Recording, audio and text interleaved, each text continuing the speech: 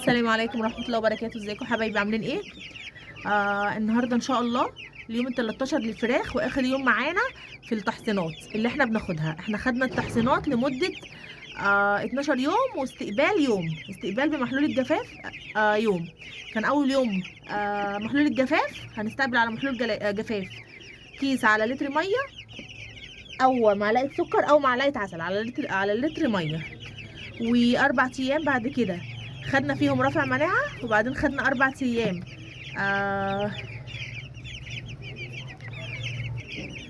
معلش انا اسفه، اول 4 ايام بعد الاستقبال خدنا ال4 ايام مضاد حيوي عشان ننشف السره.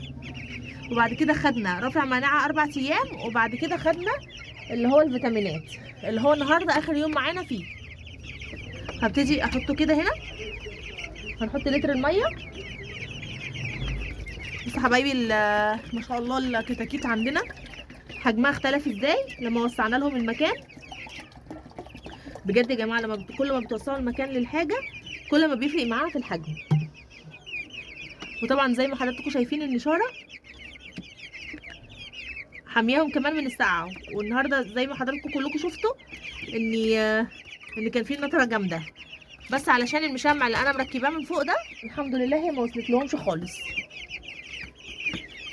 طب انا كده حطيت هنا اخر يوم في الفيتامينات، هبتدي احط لهم هنا كده يشربوا. هنبتدي كده زي كل يوم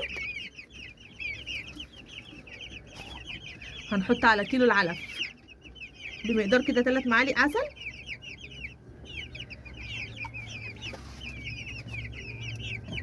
هبتدي اقلبه.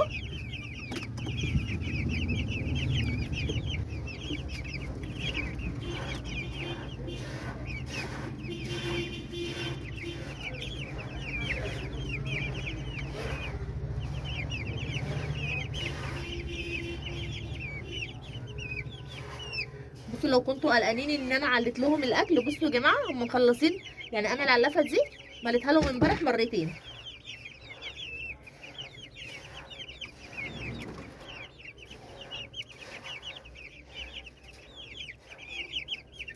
كده غلفنا العلف كله بالعسل زي ما حضراتكم شايفين. هنبتدي نحط عليهم معلقه الخلطه اللي احنا عاملينها مع بعض،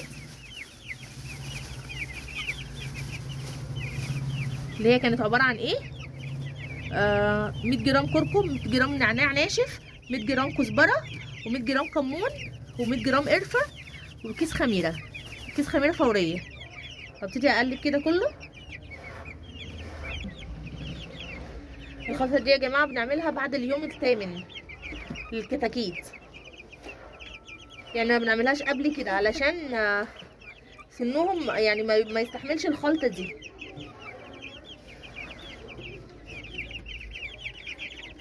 كده احط لهم الاكل كده.